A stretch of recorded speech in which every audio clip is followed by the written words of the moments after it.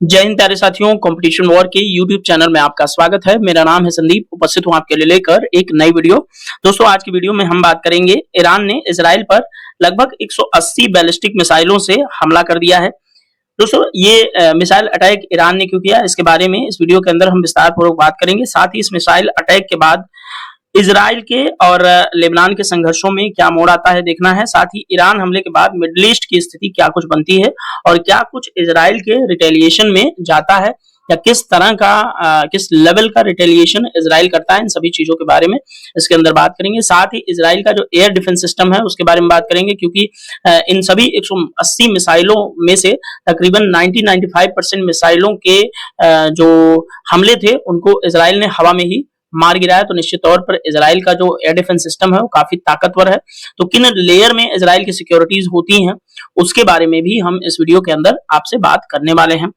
दोस्तों, चलिए आइए वीडियो को शुरू करते हैं और आप लोग वीडियो को स्किप मत करिएगा। ये आपके यदि यूपीएससी या पीसीएस की तैयारी करते हैं तो आपके आईआर खंड में ये बहुत ज्यादा अधिक काम आने वाला है, यानी कि इंटरनेशनल रिलेशन खंड में बोथ मेंस एंड प्रीलिम्स दोनों में आपको जो है समान रूप से उपयोगी साबित होने वाला है। तो चलिए आइए वीडियो स्टार्ट करते हैं। दोस्तों, हम अपनी बातचीत की शुरुआत न्यूज़पेपर की एक कटिंग के माध्यम से करेंगे, जहां पर आपको स्पष्ट तौर पर स्क्रीन पर लिखा हुआ दिख रहा है कि ईरान ने इजराइल पर की बैलिस्टिक मिसाइलों की बौछार। इजरायली सेना का दावा, करीब 180 मिसाइलों के प्रहार को किया नाकाम, हम समय पर देंगे करारा जवाब। आइए न्यूज़पेपर की कटिंग के कुछ हाइलाइटेड पॉइंट्स पर बात करें। जैसे यहाँ पर देखिएगा, ईरान ने कहा कि यह हमला हिजबुल्लाह प्रमुख नसरुल्लाह और हमास प्रमुख इस्माइल हानिया की मौत का बदला है। और अमेरिका ने बोला कि हम इजराइल की मदद करेंगे, ईरानी मिसाइलों को मार गिराने का आदेश दिया अमेरिका ने। और यहाँ पर ये तस्वीर के अंदर आपको एक दिख रहा है कि ईरान द्वारा मंगलवार को दागी गई मिसाइलों को इजराइल ने एयर डिफेंस सिस्टम से किया नाकाम। ठीक है, तो यहाँ पर देखिएगा, न्यूज को थोड़ा सा विस्तार पूर्वक डिस्कस करते हैं। लेबनान में हिजबुल्लाह के खिलाफ मंगलवार को जमीनी सैन्य कार्रवाई शुरू करने पर इजराइल पर ईरान ने मिसाइल की बौछार कर दी। ईरान ने कहा कि यह हमला जो है हमास प्रमुख और हिजबुल्लाह प्रमुख की मौत का बदला है। उनका देश किसी भी जवाबी कार्रवाई का सामना करने के लिए तैयार है। उधर इजरायली सेना ने दावा किया कि ईरान की ओर से लगभग 180 बैलिस्टिक मिसाइलें दागी गई, हालांकि ये सभी क्या रही हैं, नाकाम। साथ ही उसने कहा कि इसका समय पर करारा जवाब दिया जाएगा। इजराइल ने कहा है, ईरानी हमले के साथ ही पश्चिमी एशिया में युद्ध का संकट गहरा गया, क्योंकि अमेरिका इजराइल की मदद के लिए मैदान में कूद गया है। और इससे पहले हिजबुल्लाह के खिलाफ जमीनी कार्रवाई को इजरायली सेना मंगलवार को टैंकों के साथ दक्षिणी लेबनान में घुस गई। हालांकि आतंकी संगठन हिजबुल्लाह ने इस बात से इनकार किया कि लेबनान के अंदर इजराइल की सेना प्रवेश कर चुकी है। दोस्तों, अमेरिका ने कुछ घंटे पहले ही ईरानी हमले को लेकर के इजराइल को सचेत कर दिया था। उसने कहा था कि ईरान कुछ घंटे के भीतर ही बैलिस्टिक मिसाइलों से हमला कर सकता है, जो कि 12 मिनट से भी कम समय में ही लक्ष्य को भेद सकती हैं। ईरानी मिसाइलों के हमले की वजह से पूरे इजराइल में सायरन की आवाज गूंजती रही। हमले के बाद इजराइल ने अपने लोगों से कहा कि जब तक कहा न जाए सुरक्षित ठिकानों पर रहें। मंगलवार को ही इजराइल के जाफा में आतंकी हमले में 8 लोग मारे गए हैं, जबकि कई अन्य जख्मी हो गए। इस दौरान सुरक्षा बलों ने 2 आतंकवादियों को मार गिराया। इस बीच बाइडेन प्रशासन ने अमेरिकी सेना को ईरानी मिसाइलों को मार गिराने का आदेश दिया। अमेरिका ने कहा कि पश्चिमी एशिया में 40,000 अमेरिकी सैनिक पहले से ही तैनात हैं। इजराइल की मदद के लिए कुछ हजार अतिरिक्त सैनिक भेजे जा रहे हैं। साथ ही चेतावनी दी कि इजराइल के विरुद्ध सीधा हमला के लिए ईरान को गंभीर परिणाम भुगतने होंगे। बता दें कि 13 अप्रैल को इजराइल पर तेहरान के हमले के दौरान अमेरिका ने ईरानी मिसाइलों को मार गिराने में अहम भूमिका निभाई थी। इस बीच संयुक्त राष्ट्र महासचिव एंटोनियो गुटेरेस ने फिर से युद्ध विराम का आह्वान किया था। और आगे कुछ न्यूज और है, हम आगे डिस्कस करने वाले हैं। दोस्तों, संपूर्ण घटनाक्रम आपको समझ में आ गया होगा। 2 प्रमुख नेताओं को जो इजराइल की सेना है वो एयर स्ट्राइक के अंदर मार चुकी है। पहले हैं हमास के चीफ इस्माइल हानिया, जो कि ईरान की राजधानी तेहरान के अंदर थे और तेहरान के अंदर इजराइल ने एक एयर स्ट्राइक करके उनको मार दिया था। साथ ही कल परसों की बात है, हिजबुल्लाह के प्रमुख नसरुल्लाह को लेबनान की राजधानी बेरूत के अंदर एक एयर स्ट्राइक के अंदर इजराइल की सेना ने मार गिराया था। तो और इन्हीं दोनों मृत्युओं के एयर स्ट्राइक के बदले में ईरान ने ये बैलिस्टिक मिसाइल अटैक इजराइल पर किया। आई होप आपको सारा घटनाक्रम अच्छे से समझ में आया होगा। इस घटना से संबंधित कुछ और बातें हैं, आइए हम और डिस्कस करते हैं। दोस्तों हमारे लिए सबसे ज़रूरी होता है कि जिस क्षेत्र की हम बात कर रहे हैं, यानी कि दुनिया के जिस हिस्से की हम बात कर रहे हैं, उसका मैप हमें क्लियर होना चाहिए। तो यहाँ पर देखेंगे तो आपको दुनिया के इस हिस्से की बातचीत समझ में आएगी। इसे ही हम दुनिया का मध्य पूर्व कहते हैं, ठीक है? मध्य पूर्व, या आप इसको इंग्लिश में मिडिल ईस्ट बोल सकते हैं, ठीक है? ये आपका मिडिल ईस्ट वाला हिस्सा है और मिडिल ईस्ट में सबसे ज्यादा डिस्टरबेंस इस समय मचा हुआ है ईरान और इजराइल के अंदर, और साथ में है लेबनान। लेबनान और इजराइल डायरेक्टली इन्वॉल्व थे। हालांकि 6-7 महीने से ईरान और इजराइल का लगातार कॉन्फ्लिक्ट चला आ रहा है, और लेबनान के अंदर जब बेरूत में घुस करके इजरायली एयरफोर्स ने एयर स्ट्राइक में हिजबुल्लाह के चीफ को मार डाला, तो ईरान ने इसके जो है समर्थन में इजराइल पर बहुत सारी मिसाइल से, बैलिस्टिक मिसाइलों से अटैक कर दिया, ठीक है? तो आई होप आपको ये वाला क्षेत्र काफी इंपॉर्टेंट है, समझ में आया होगा। पर्शियन गल्फ आप लोगों को देख लेनी चाहिए, रेड सी देख लेनी चाहिए, और भूमध्य सागर, यहाँ पे ये 3 जल क्षेत्र भी बहुत ज्यादा इंपॉर्टेंट है, तो आप लोगों को देख लेना है। और किस देश की बाउंड्री, यानी कि लेबनान और इजराइल और ईरान की बाउंड्री किन किन देशों से टच करती है, वो भी आप लोग देख लीजिएगा। यहाँ पर सिनाई प्रायद्वीप है, और यहीं पर आपको स्वेज कैनाल देखने को मिलेगी, यानी कि क्या, स्वेज नहर, स्वेज नहर, ठीक है? और यहीं पर स्वेज नहर के 2 पत्तन है, सिकंदरिया और एक और पत्तन है, वो आप लोग मुझे कमेंट बॉक्स में जरूर बताएं, और अगर नहीं मालूम है तो आप पूछेंगे तो मैं बताऊंगा, ठीक है? और यहाँ पर, हाँ, ये मुझे याद आया, सॉरी, पोर्ट सईद और पोर्ट सईद, ठीक है, वो यहाँ पर है, ठीक है? पोर्ट स्वेज, पोर्ट सईद, ठीक है? अलेक्जेंड्रिया नाम का एक नगर है, सॉरी। तो स्वेज नहर यहाँ पर है। निश्चित तौर पर अब आपको समझ में आ गया होगा कि ये क्षेत्र काफी दुनिया में हाईलाइटेड रहता है, और तेल संपन्न क्षेत्र ये वाला है, सऊदी अरब है, यहाँ पर ओमान, यमन वगैरह है। तो आपको आई थिंक ये पूरे दुनिया का इस समय सेंटर ऑफ अट्रैक्शन बना हुआ है।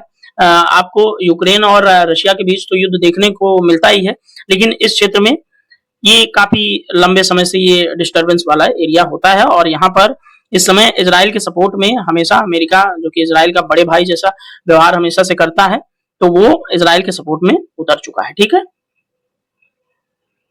दोस्तों यहाँ पर इस न्यूज़पेपर की कटिंग के अंदर आपको ये तस्वीर दिखेगी मिसाइल अटैक की, और ये इंग्लिश न्यूज़पेपर की कटिंग है, जो कि सभी घटनाओं को हमने हिंदी में अच्छे से डिस्कस कर लिया है। अब कुछ खास नहीं बचा जो हमें डिस्कस करना चाहिए, तो इसलिए आप लोग इसको आराम से वीडियो को पॉज कीजिएगा, इंग्लिश मीडियम वाले विद्यार्थी, और इसको कटिंग को पढ़ करके समझ के आगे बढ़ जाइएगा। दोस्तों यहाँ पर आपको इजराइल के टैंक देखने को मिल रहे हैं। ये लेबनान के सीमा के पास ये इजराइल के टैंक देखे गए हैं, और ये इजराइल की सेना ये इस बात का क्लेम कर रही है कि ये इजराइल के टैंक जो है लेबनान के अंदर प्रवेश कर रहे हैं, लेकिन हिजबुल्लाह जो है आज भी मानने को तैयार नहीं है कि लेबनान के अंदर इजरायली टैंक प्रवेश कर गए हैं, ठीक है? अब लेबनान और इजराइल इस तरह के पड़ोसी हैं, और कहां पर हैं, एक दूसरे की बाउंड्री कैसे कैसे टच करती है, एक मैप के अंदर आगे मैंने आपको अच्छे से समझाया हुआ है। यहाँ पर ये आराम से पूरी न्यूज़पेपर की कटिंग को आप पढ़ करके समझ के आगे बढ़ सकते हैं। कोई बहुत खास नहीं है जो मुझे बताना चाहिए। इजराइल का डिफेंस फोर्स जो है उसके बयान जो है यहाँ पर आपको देख लेने हैं, ठीक है? और हिजबुल्लाह के प्रमुख इस समय जो मोहम्मद अफीफ है, उनके भी बयानों को आपको यहाँ पर देख लेना चाहिए, ठीक है? और खास कुछ है नहीं जिससे मुझे डिस्कस करना चाहिए, ठीक है? अवली नदी आपको देख लेना चाहिए, अवली नदी, ठीक है? ये इंपॉर्टेंट है, ठीक है? तो चलिए आगे बढ़ते हैं इस न्यूज में। दोस्तों अब यहाँ पर आपको दिख रहा है इजराइल का एयर डिफेंस सिस्टम। इस वीडियो के पार्ट के अंदर हम पूरा इजराइल का एयर डिफेंस सिस्टम कैसे काम करता है, किन लेयर में इजराइल की हवाई सुरक्षा है, उस पर बात कर लेते हैं। आइए देखते हैं। तो सबसे ऊपरी सुरक्षा जो है यहाँ पर ये देख रहे हैं, सबसे ऊपरी सुरक्षा एरो 3 नाम से जानी जाती है, जो कि लंबी दूरी की बैलिस्टिक मिसाइलों से इजराइल की धरती की रक्षा करती है। तो निश्चित तौर पे ईरानी हमले का जवाब इस पहली सिक्योरिटी के अंदर दिया गया होगा। दूसरे लेयर की सिक्योरिटी के अंदर आपको ये फर्स्ट लेयर है, ये सेकेंड लेयर है। सेकेंड लेयर की सिक्योरिटी के अंदर आपको एरो 2 दिखेगा। एरो 2 में आपको लंबी दूरी की बैलिस्टिक मिसाइलों से ही जो है एयर डिफेंस सिस्टम जो इजराइल का है वो सुरक्षा प्रदान करता है। तो ये भी इस हमले के अंदर, ईरान के इस हमले के अंदर काम आया होगा। और नेक्स्ट है डेविड स्लिंग, तीसरी लेयर की सुरक्षा डेविड स्लिंग है। ये मध्यम दूरी से लंबी दूरी की मिसाइलों को ट्रैक करके इजराइल की धरती पर नहीं करने देता। अब एकदम पास में आता है आयरन डोम डिफेंस सिस्टम।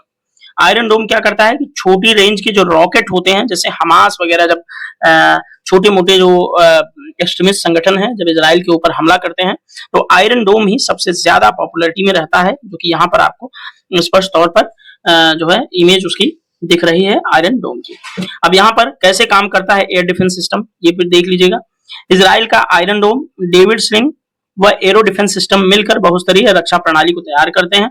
आयरन डोम का नाम हम सुनते रहते हैं, जिससे 2011 से बाद अब तक हजारों रॉकेट को इन्होंने मार गिराया है आयरन डोम ने। ठीक है, यह ड्रोन और छोटी दूरी के खतरों को रोकने में कारगर है। इजराइल के पास मध्यम से लंबी दूरी का इंटरसेप्टर डेविड स्लिंग है। डेविड स्लिंग याद रखिएगा, ये भी एक आयरन डोम की ही तरह एयर डिफेंस सिस्टम है। ठीक है, वायु रक्षा प्रणाली में एरो 2 मिसाइलों के शामिल होने से इजराइल को हवाई क्षेत्र के उत्तरी हिस्से में छोटी व मध्यम दूरी की मिसाइलों को रोकने की क्षमता हासिल हुई है। एरो 2 जो मिसाइलें हैं वो इजराइल के उत्तरी क्षेत्र के अंदर मैक्सिमम काम करती हैं। इसका काम जो है हमलावर की मिसाइल को हवा में ही बर्बाद कर देना है। ठीक है, तो आई होप आपको इजराइल का पूरा एयर डिफेंस सिस्टम जो है वो समझ में आया होगा। ठीक है, यहाँ पर देख लीजिए, ईरानी मिसाइलों की बौछार के बावजूद इजराइल का एयर डिफेंस सिस्टम बहुत जबरदस्त है। उसकी वायु रक्षा प्रणाली कई स्तरों पर काम करती है। एरो एरियल डिफेंस सिस्टम की मदद से वह दुश्मन की मिसाइलों व ड्रोन को अपने क्षेत्र में पहुंचने से पहले ही मार गिराने की क्षमता रखता है।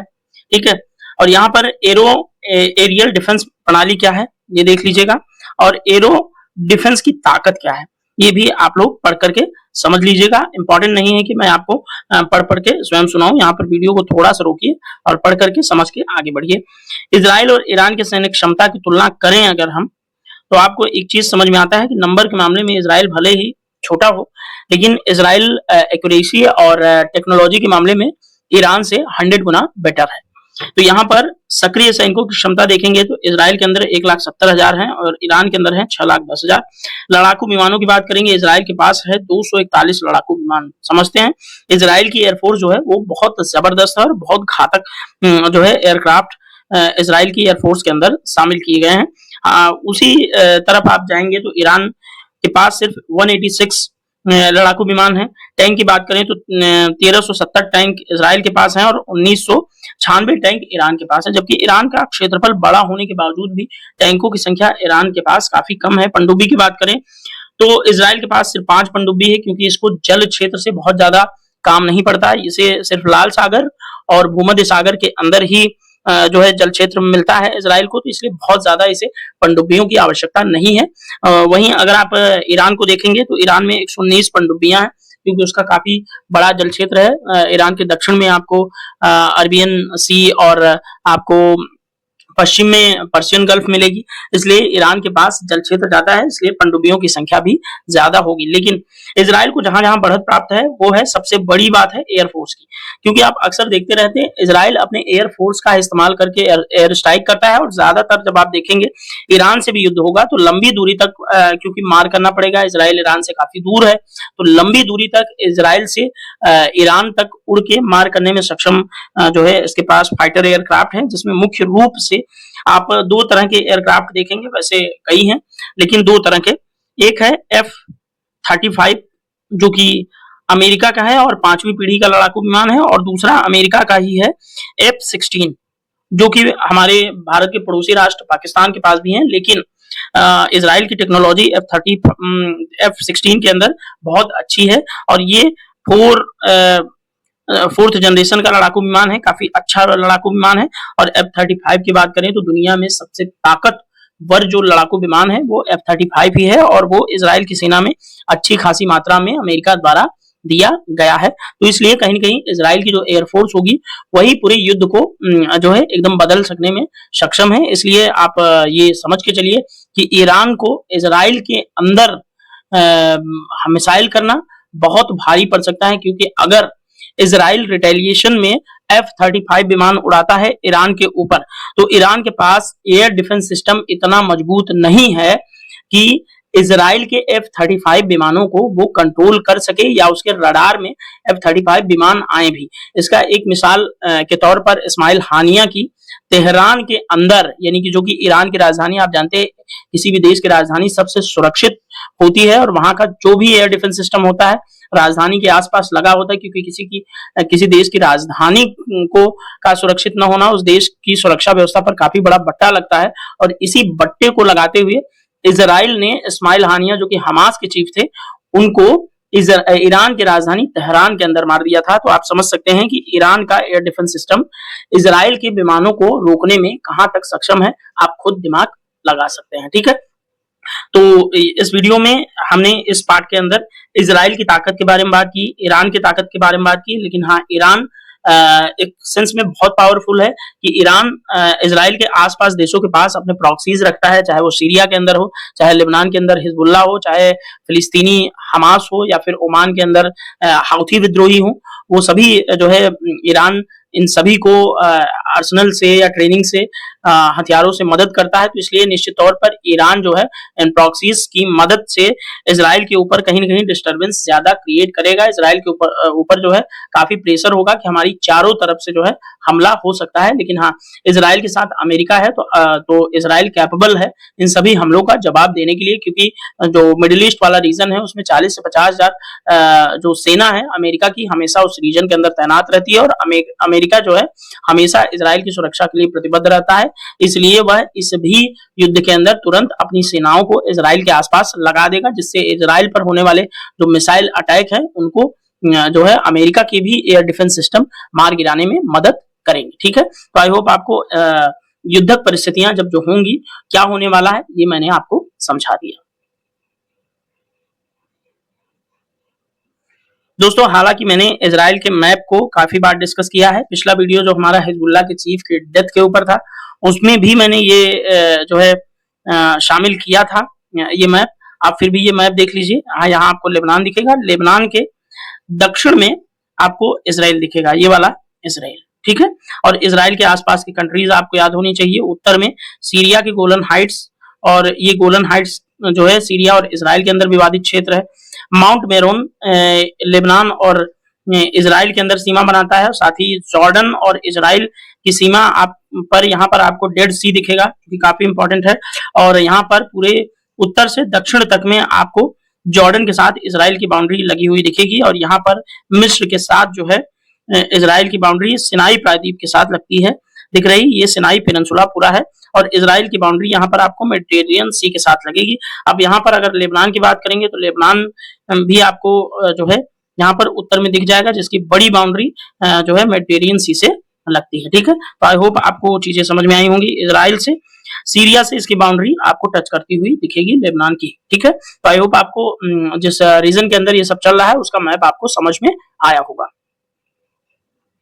दोस्तों, यहाँ पर आपको अरब देशों से इजराइल के कब कब कॉन्फ्लिक्ट्स हुए वो यहाँ पर आपको देखने को मिल जाएंगे। अब यहाँ पर ये चीज आपको मैं समझाने वाला नहीं हूँ, क्योंकि बहुत सारे वीडियोस मैंने इजराइल पर बना चुका हूँ, जिससे मैंने इजराइल पर जो भी चीजें हो रही हैं, जो भी घटनाक्रम हो रहे हैं, वो सभी मैंने बहुत अच्छे से कई बार डिस्कस कर दिया है। और वीडियो, ये जो वीडियो है उसके डिस्क्रिप्शन में लिंक भी दिया हुआ है कई वीडियोस के, जाकर के आप उसको देख करके इजराइल की कहानी समझ सकते हैं। हिजबुल्लाह के चीफ इस्माइल हानिया को कल परसों में जो है एयर स्ट्राइक के अंदर इजराइल ने मारा है। तो हिजबुल्लाह का संगठन कैसा था, क्या था, ये भी यहाँ पर आप देख सकते हैं। तो ये वीडियो को तो दोस्तों यहीं पर मैं एंड करूंगा, क्योंकि सारी घटनाक्रम को अच्छे से मैंने समझा दिया है। आगे जो कुछ डेवलपमेंट होगा इजराइल और ईरान युद्ध के संबंध में, वो मैं आपके लिए सेपरेट वीडियो के अंदर डिस्कस जरूर करूंगा। टाइम टू टाइम मैं आपको अपडेट इस युद्ध के संबंध में प्रोवाइड कराता रहूंगा। अब दोस्तों, ये वीडियो कैसा लगा आप लोग कमेंट बॉक्स में प्रतिक्रिया जरूर दर्ज करवाइएगा। ठीक है, और इस वीडियो में इतना ही, मिलेंगे नेक्स्ट वीडियो में, तब तक के लिए thank you so much, bye bye, टाटा, जय हिंद, भारत माता की जय।